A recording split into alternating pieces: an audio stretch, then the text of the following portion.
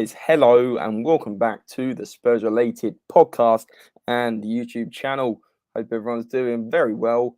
Friday night, it's a bit late. It's nearly 10 o'clock UK time. I feel like I'm running on a EST or PST. But anyway, hopefully a lot of you guys can tune in tonight. Maybe you're just getting ready for going to bed, or maybe you're having a late one. Who knows?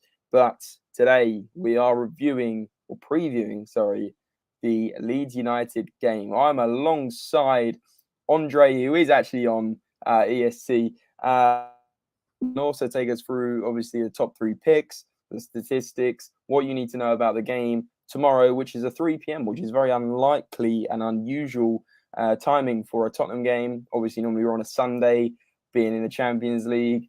But no, Saturday, 3 p.m., and it's obviously the last game before the World Cup, so a lot to get through, a lot to cover, obviously, with the week Spurs have had after that Nottingham Forest result. Wow, got a few things to talk about on that one as well. So anyway, it's enough talking from me. Andre, how you doing, mate? Well, I wish that we wouldn't have to be in this position in terms of how much of a difference things were in the previous video where we were talking about how Spurs were looking for Liverpool. And then here we are 2 games later, 2 losses, and now 1 game before the World Cup. Can we be in a position to, end it off on a good note, so when we come back, we don't have to pick up the pieces?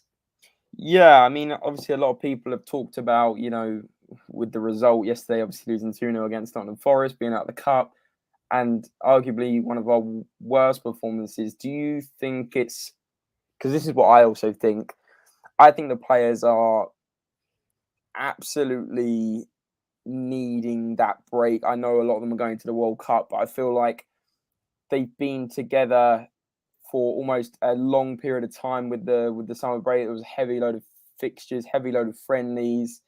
And I think a lot of the players are tired. And I know, obviously, the World Cup's they're not going to help that. The likes of Kane playing, the likes of Richarlison playing, obviously even Sonny. But, a lot of these players are playing international duty. But people saying Spurs need the international break. What do you think of that? Well, I mean, sure, I guess they would need an international break, but our heavy hitters haven't really been hitting much either. So, and they're just going to go out and play some more and possibly get injured. Hopefully not. But, I think it's more of a, how would I say it? I think it's the best for the people who aren't going, and also for Conte, who will probably have a meeting with Levy and Paratici in terms of what to do next in January, because that window is going to be busy if Conte is to stay. Absolutely, yeah. And obviously a few comments made by Conte about the fans getting behind the club, having to give him time, time and patience in the project.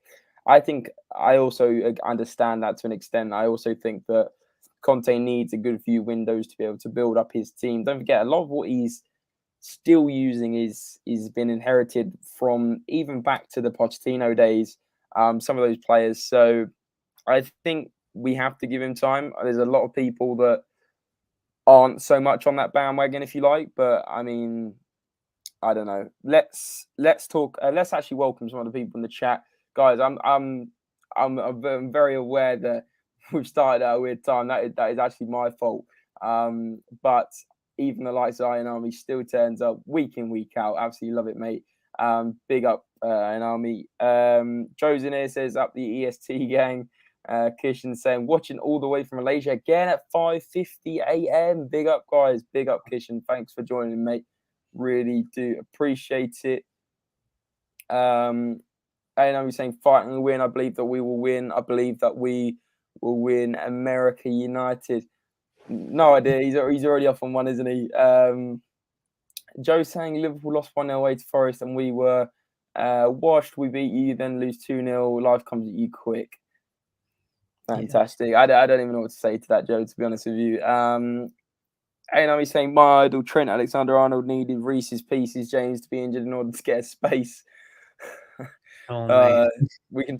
The other thing, guys, is I wanted to ask you guys: do you want to see some kind of England content, World Cup content throughout? Obviously, it's kind of perfect on this channel in a way, with Andre having the Canadian kind of kind of fan side, and we're Jack and I will be in the England fans. So let us know if you want to see some content for that, maybe. Andre, aware we've got quite a lot to get through in the time today. Shall we get through to our top 3 player picks for tomorrow? Yeah, that sounds great. Let's get to these picks, guys. As per usual, 3 players that we need to look out for. This one, when it comes to Leeds, it might seem like it was the most obvious ones to pick, but they are in good form. So keep that in mind. You have Brendan Harrison, 13 matches, 1 goal, 1 assist, couple yellows, and an 80% pass completion. To me personally, I think, we just have to watch out for these players. He's a forward, I can't stress enough. Whatever's happening in that back end for Tottenham needs to be fixed because we lost to Nottingham Forest. Okay. Exactly. Yeah, it's absolutely shambolic defensively at the moment, but of course, listen, Leeds are prone to leaking goals. Their games are crazy high scoring. They probably have got one of the most high scoring games in the Premier League. Last game was 4-3. They came back against Bournemouth. They went 3-1 down at home. They won 4-3. Absolute scenes at Ellen Road. But let's be honest, like at the end of the day, Leeds also can score goals, so although, at the end of the day, we're probably going to, I don't want to curse it, that's why I'm hesitant. We're probably going to score goals, but we're also probably going to concede goals. Without giving my score prediction too early, I can see it being a very high scoring game tomorrow. And I think I wouldn't even be surprised if we see, 4 or 5 plus goals. What are your thoughts on that? Oh, I agree. I think, how would I say it? I think almost every game we've played in the recent times has come with goals conceded. So, that's my way. I think the Everton game was the last game that we didn't concede any goals. So, Yeah. I don't know if it's the fact that we don't have Romero. It's probably the biggest thing, and that's probably why the window will be busy, because as soon as one of those main people that Conte likes in his starting 11 is gone, it's a huge hole. So definitely we need to make sure that we're scoring those goals and watch out for this player. He will do something if we are caught sleeping. That's my personal opinion on it. And I mean, it's a pretty obvious opinion, but for you guys who have been obviously watching Tottenham games just like us, we just keep conceding, and I don't like that. Yeah, what do you think the main is defensively at the moment? I mean, at the end of the day, like you said, we haven't got Romero at the moment, but do you think it's like, I just see the defense being they look tired, they look not too gelled at the moment, and they look like a team that needs a break. And that's me being honest. But at the same time, you look at it, and like I said before, a lot of the players are still there 5, 6, 7 years, and is it time to change some of that around? Well, the best way to put it, when a player is good, when he's missing, you notice. Now, obviously, when Romero is missing, you notice, especially because, and I don't want to go on about a player here, but when he's missing and then what you bring in is Sanchez, there's a huge gap there. You can just tell. Dyer, who actually he's gotten much better over these last few seasons. Wouldn't say he's world class or amazing or anything, but he's good to the point where there was that time period where he wasn't there, right? And then when he came back, we felt difference, right? So it's these things to think about, that at the moment, the most realistic thing is that when someone like Romero is missing, we're just going to concede goals because we don't have a player that's up to that standard for that position. So honestly, I think it's beyond just tactics. It's about the actual players that we have like as options. So yeah, and the other thing I want to touch on is like at the end at the moment, first half compared to second half is night and day, and we almost expect it every game. Like first half, we don't seem to be turning up. It's lackluster. We're not really ticking. We don't even look like we're going to go forward. And we look like we're just soaking up all the pressure. And then, like we saw on Sunday against Liverpool, we concede a goal. We go 2-0 down before half time thanks to a costly mistake. But do you think, because this is the debate, right? Conte, do you think he's telling the players to sit back in that first half, soak up pressure, tire out the opposition, and then get teams on the second half? Or do you just genuinely think it's a mentality thing where we've been so bad in the first half for so long that that's just how we start games? Well, I think it's a bit of both. I think Nottingham Forest was definitely a bit of a trial when it came to giving other players chances, and clearly it didn't really work in our favor. Which again just goes to show how Conte is. He'll give you a chance, and you just have to be ready. That's how it is in life. You know, we can't just keep giving people chance after chance after chance. That's Yeah, exactly what I said about Lucas Moura as well, right? There was a game where I'm like, this is his game to prove to Conte that he should be playing, not sitting on the bench, and nothing happened. He didn't yeah. really do much.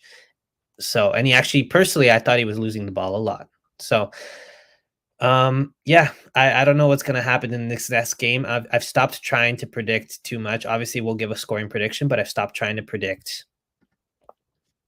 I feel like we almost need to do a first half prediction and then a second half prediction, right? Yeah, Two honestly, separate games.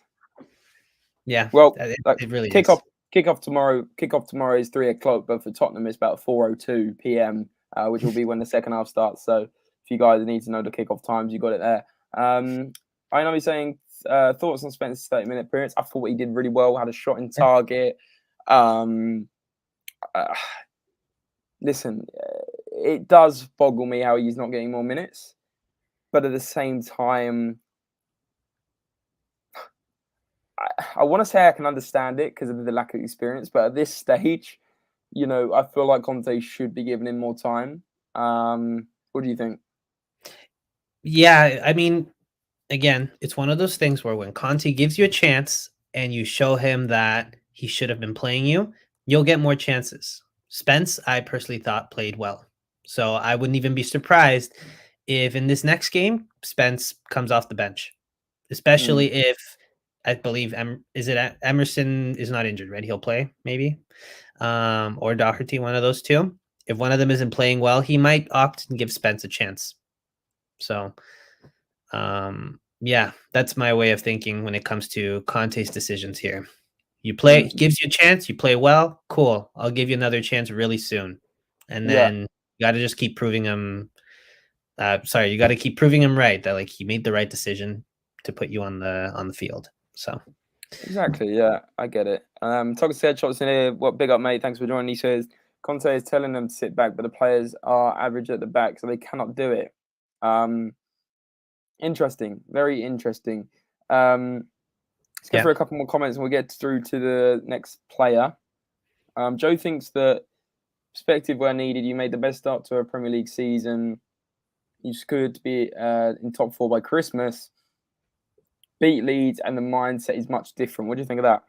Well, yeah, exactly as I was saying at the beginning. I think the best case scenario now, because all we can really do is look forward, is just go full on for this game. And so that way we can go off on a good note. And when we come back, we're not just picking up the pieces of 3 losses. It's just we picked up the pieces and then we rallied for this last one. Now that we have Kulusevski back and Richarlison, and we'll probably have Sun back when we return. Exactly, exactly. One more comment is one I wanted to pick up from Kishan saying, I may be deluded, but I really have a feeling this season could be 2019 all over again. Tired and clueless in the Premier League, but we might actually do well in the Champions League. Fingers crossed. See, I was thinking about this the other day, right? So obviously we're through to the Champions League round of 16. We've got a tie that, I mean, is winnable on paper. Whether we turn up or not is another matter in February, but like it's a favourable tie. Do you think we could get to the quarters, even the semis, or do you think? I mean, I see what Kishan's saying here. Like, I feel like we're going to just draw our energy to the Champions League soon. Think about it. The Carabao Cup we're out of. The FA Cup we're in, obviously, in January. We don't come into until after the World Cup.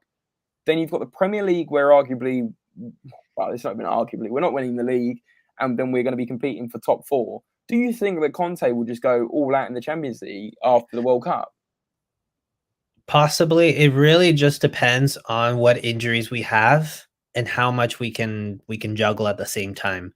I remember there was one season where Klopp basically on purposely lost out of a cup so that they could focus on the league and on another cup, right? Mm, So it might come to that. We'll see what happens and how January goes, right? There might be a few players to get loaned out and a couple players that are currently loaned out that maybe they'll just try and solidify a sale so that we can bring in some money and bring in some players. It mm. really, yeah, January is going to be pretty hectic personally for me. That's going to be dependent on that. Cool. Let's get into the second player, and this is actually a player I can see on the background that has made an impact recently, but has kind of burst onto the scene a little bit, right? Yeah, no, Somerville honestly has done very well. If I remember correctly, 12 matches, 4 goals, 4 assists, just 1 yellow picked up. So very good discipline. And three, like of those 4 goals, 3 of them have come in the last 5. So, if I remember correctly, actually, it's 1 goal for each game of the last 3. So he's made an impact in all these 3 games, one of them being the Liverpool game where they beat them. So Mm. again, it's these front players have just been in really good form recently. They've had their scoring boots on, and we need to be careful because, as I believe there was one comment that said, Conte's probably telling them to sit back, but we don't have the quality when one big one is missing to just sit back. Yeah, exactly. But let's talk more about this Somerville guy because I mean, literally, this guy is kind of keeping Jesse Marsh's, I guess, job from being under threat at the moment. Because if you think about it, Mhm. last weekend he clutched a win, and I think he scored. Did he score twice last weekend? I believe he did. Was Let it? me I just swear double it was check just that. once. I think it was just once. Okay, so yes, yeah, you're right. He scored the winner, but he also then made an impact off the. I mean, he's been starting games for them. This Mhm. guy, and he's gone on a bit of a streak. He's Let me just check. Yeah, scored in his last 3 Premier League games, right? Yeah.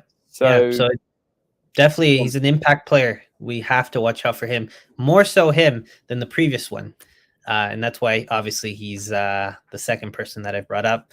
Obviously, the way it works is 3, 2, and 1 in terms of this order. So, second most intense player to look out for. He's young, probably will have some clubs looking at him if he continues this form. That's how good he yeah, is. I guess he's like you said, 21 years old. Kind of not really. I mean, he's played for Leeds under 21s this season as well and scored 1 goal, but apart from that, he's not really. Before he's been at 2 Dutch clubs, where he grew up. But listen, we've got to be careful. This guy, full of energy, full of confidence at the moment as well. That's the one thing you got to remember. So yeah, I think we watch this guy and we Yeah. are very aware who the last guy is. I think, Andre, if you want to move on to that one. Yeah, and just quickly on that whole confidence thing, it's about half the job is having that confidence to know that you're going to go out there and do something and impact the team, right? Half the time, the reason why these young players don't get played is because they don't want to ruin their confidence. Mm. So, again, definitely watch out for him. But yeah, as you said, the next one, pretty obvious. Rodrigo got those scoring boots on. He's just been killing it over for Leeds. 7 goals and 1 assist in 13 matches. Just got 1 yellow, so good disciplinary as well, and a 72% pass completion. So the main guy, the main striker, it was pretty obvious. And I told you guys it'd be pretty obvious our picks, but it's if sometimes that's just how it is. So good for them. They're doing their job. Well, he's also scored in his last 3 Premier League games, back to back to back. Mm-hmm. So it seems like when one of them scores, the other one scores, right? And listen, Leeds' last games, one thing to pick up on. I know we're going to do the head-to-heads in a minute. 4-3, 2-1 win at Liverpool, 3-2 loss at home against Fulham. So in 3 games, their goals have had 7 goals, 3 goals, and 5 goals, with both teams scoring in all of them. Leeds is just goals galore. I promise you guys. I'll come back on and apologise if I'm wrong. I really think this game tomorrow is going to be full of goals. I think it's going to be a good watch, although not necessarily we've been a good watch all season, but it's going to be a good watch for a neutral for sure. And I just see a lot of entertainment tomorrow. No, I think so as well. You also have to remember, which actually is a good point to slide into now, which is our last few games. Obviously, the fifth game was from 2013, but our last four that we faced recently, so this team has faced them. We've had a 3-0 win, a 3-1 loss, a 2-1 win, and a 4-1 win. So pretty commanding games, to be honest. But at the same time, we just happen to be facing them when our form is very off. So I can see a high scoring game as well, to be honest. Every single time we've won, it's been high scoring. Well, not high scoring, but we've had to come back or some sort of way, Yeah. We obviously beat them 4-0 last game. And that was when Sessegnon and Doherty linked up really well. When you remember that Doherty little spell. They nearly assisted each other. Kulusevski also scored a great goal. I remember he cut inside from the right onto his left and then put it bottom left, if you remember that one. Yeah. And Kane also got one and Sonny got one. I think, if you remember rightly, that goal Son scored, this is how kind of, I guess it's not that long ago, but that goal Son scored was to break the record. Do you remember the combinations between Kane and Son? I remember all the pictures, all the galore for that, yeah. So crazy to think that was 9 months ago, to be fair. 9 months ago, actually. Wow. Cliche, but that does show that time goes quickly.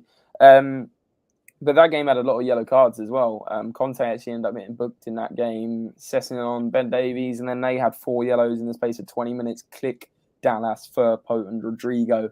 So, listen, I think it's going to be a fiery encounter. I think there will be cards. I think there will be hefty challenges. But also, saying that, I think a lot of the players are trying to wrap themselves in cotton wool for the World Cup. I think there will be players that are maybe conserving their energy a little bit, and we will see that and maybe get a little bit frustrated. I also see that players also are trying to impress their international manager. So, for example, where there's question marks over the England lineup, there'll be Eric Dyer trying to play his absolute best. Will he try too hard and make a mistake? Who knows? I don't think Eric Dyer is going to be starting for England anyway, but you get my point. Like, there will still be players trying to prove a point to be, next in line for a position. And let's just hope that no one gets injured that would affect the World Cup, right? I think that's honestly the attention for the fans and mainly the players, but of course the fans want to see a good performance before we go out to the World Cup. Yeah, no, those are some great points. You just kept bringing them up, and I'm like, oh yeah, that too. And then you bring up another one. Yeah, I mean, you'll have players really deciding here: do I play my all and to impress the manager of my international team, or do I also protect myself because I know that I'm going to be starting regardless, right? Exactly. Things to think Harry about. Kane's going to be starting, obviously, but he's probably thinking he's not going to go into one of his challenges where maybe get injured. But anyway, shall we quickly talk about injuries for the game? Yeah, so obviously Son is he said that he's going to be playing in the World Cup, but don't expect him to be here for this game. And Sessegnon as well has been ruled out. Conte confirmed that today. Okay, interesting. What happened to him then?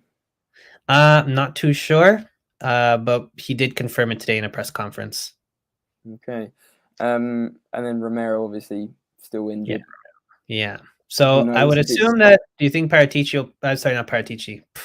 Perisic will probably start then. I would imagine so.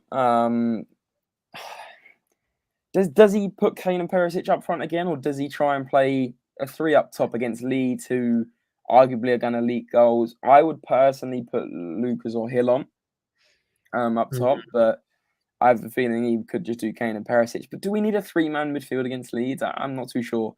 I'm not too sure either. And again, he also said that the training, this was before the last training that they did, he would need to see how Kulusevski and Richarlison do in that training before he chooses his starting 11. So that means they're in contention to possibly start or start off the bench, but they will be options at least. Definitely. And then for Leeds, you got Stuart Dallas has a broken leg. That sounds awful. Adam Forshaw's ankle injury is out. Gelhardt is out with an injury. Sinisterra's got a foot injury. And Patrick Bamford is questionable. Again, guy is in the absolute wars with injuries. And also Archie Gray, a youngster, is also questionable. So Leeds have got a lot of injury problems, right? It's not just us. Yeah. And this just goes to the fact that a lot of teams have injuries at the moment. For example, Liverpool have had a load of injuries. I know they've had a lot of players back. Leeds are having a lot of injuries. Tottenham have had a lot of injuries. I mean, even Man City, Haaland's been out for a couple of games. So this international break, I know it sounds like we're talking about an actual like friendly international break, but obviously the World Cup coming up. Obviously, it's never been done in the winter before. You know, the crazy decision to make it happen in Qatar.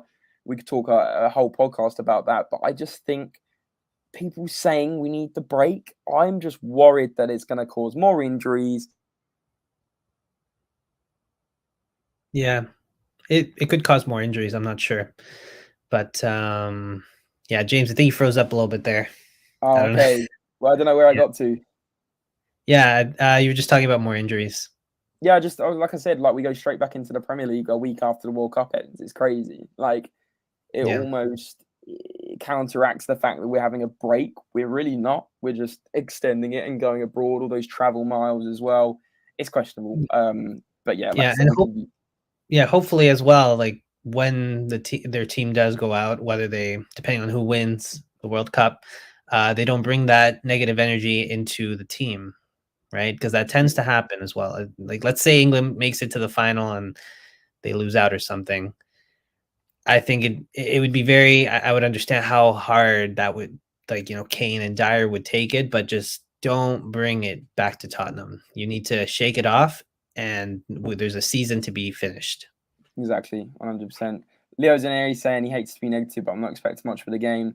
And Dan's saying on the cup game's 3 days off. They are, but we're not in the cup. Neither are your team, Dan. Yeah, the Carabao Cup next round is on the 23rd, and I think the World Cup ends on the 20th or the 19th.